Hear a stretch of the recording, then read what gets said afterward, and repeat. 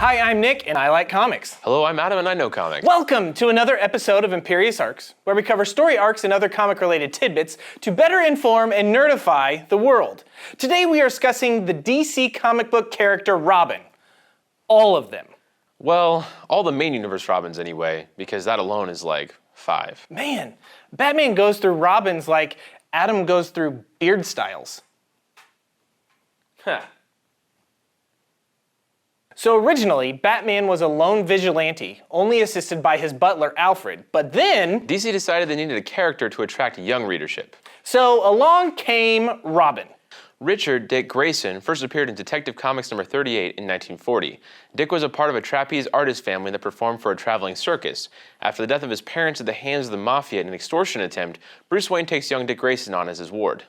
Dick is a master gymnast, and Batman trains him in the ways of fighting crime, using gadgets, throwing batarangs, and all sorts of other fun stuff. Dick Grayson was Robin all through the Golden and Silver Age of comics and a little bit of the Bronze Age. That means he survived all the campy Batman stuff and was also the Robin played by Burt Ward in the 1960s Batman TV series. When Dick was a teenager, he helped form the Teen Titans alongside Kid Flash and Aqualad. He later changed his mantle to Nightwing and eventually went on to fight crime in Bloodhaven, where he also served as a police officer. Dick has taken over as Batman a few times in his career of fighting crime, including taking the mantle after the apparent death of Batman. In the DC's New 52 era, Dick Grayson returned to being Nightwing, this time with a red symbol instead of blue one. People were not happy.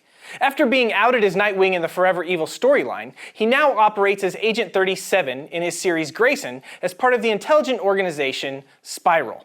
The second Robin, Jason Todd, was a street kid who stole the rims off the Batmobile. Wait, stole them? Yeah, I know, right? Batman catches the boy and he tries to put him in a boarding school, but it turned out to be a secret breeding ground for criminals. Jason was a kid so full of anger, and Batman saw an opportunity to make a difference with him and decides to offer Jason a spot by his side as a second Robin. Jason first appears in Batman number 357 back in 1983. He was redheaded and decided to dye his hair black to look more like the original Robin, also wearing the original costume.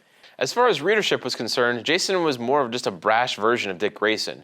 During the Death in the Family story, readers were invited to call a poll line to vote if Jason were to live or die at the hands of the Joker.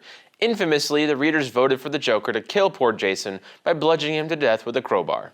Years later, he was revived by an alternate universe Superman that punched reality and caused a huge ripple of changes throughout the multiverse, which is probably the most bonkers thing ever. In the New 52, he now operates as the brutal crime fighter the Red Hood alongside his vigilant partner Arsenal, former sidekick of Green Arrow.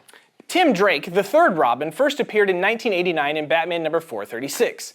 It is revealed that he was able to deduce that Bruce Wayne was Batman when he observed the first Robin perform a quadruple somersault, something he knew only one person left alive in the world could do, Dick Grayson. Batman enlists Tim after the death of his mother, but requires to go through extensive training around the world with several different masters. He also gave him a redesigned costume with added armor. Tim is described as having the potential to be a better detective than even Batman. His preferred method of weapon is bow staff, and he is the first Robin to drop the green from his color palette. He currently operates as Red Robin, or Batman Beyond, depending on what comic you read.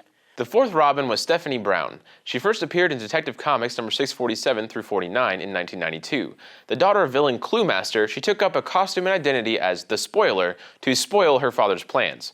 For many years, she was a supporting character and sometimes love interest for Tim Drake in his ongoing series Robin. Very briefly, she was Robin, but spoilers, she died. Psych, her death was faked because comics are basically soap operas. She then fought crime as the third Batgirl in her own series from 2009 to 2011. She was just reintroduced into DCU as Spoiler during Batman Eternal thanks to Scott Snyder. Man, I love Scott. I know. Finally, there's Damian Wayne, the fifth Robin, son of Bruce Wayne and Talia al Ghul. He first appeared in Batman number 655. He was raised in a lab and trained to take over the League of Assassins. He is essentially dropped off and left in the care of Bruce in the Son of Batman storyline. He takes up the mantle as Robin at 10 years old as acting sidekick to then Batman, Dick Grayson. When Bruce returns as Batman, Damian continues to be Robin until his death at the hands of his clone in Batman Incorporated number 8. Batman later resurrects him with use of a Chaos Shard, which gives Damian Superman-level powers. Wait, what? He has since lost those powers. Yeah, that's probably good, because that little guy's violent.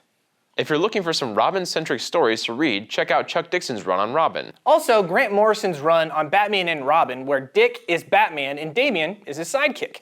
So let us know what you thought of our All Robins video by commenting below, and let us know who your favorite is. My favorite is probably Jason Todd. I like how he's pretty hardcore. He'll use guns and stuff and isn't afraid to cause some serious damage. Also, I really like how messed up it is that he goes by Red Hood, which was the Joker's code name when he was a gang boss before he became the Joker. Joker was the one that killed him and turned him into the Red Hood. Mine is Dick Grayson because he was the first and most influential and the only one to truly grow into his own hero and be a strong leader. He's also the only sidekick on my top 10 heroes list. Please, subscribe to our channel. Really, right now, subscribe. Follow us on Twitter, Instagram, and Facebook too. Until next time, we will be looking for a new sidekick that we will eventually replace, but be sure to call him the same name that he had before, so that he can join us on our bearded adventures across the interwebs. Yeah, no, not really. That was really dumb. I'll replace you. In your dreams, Nick.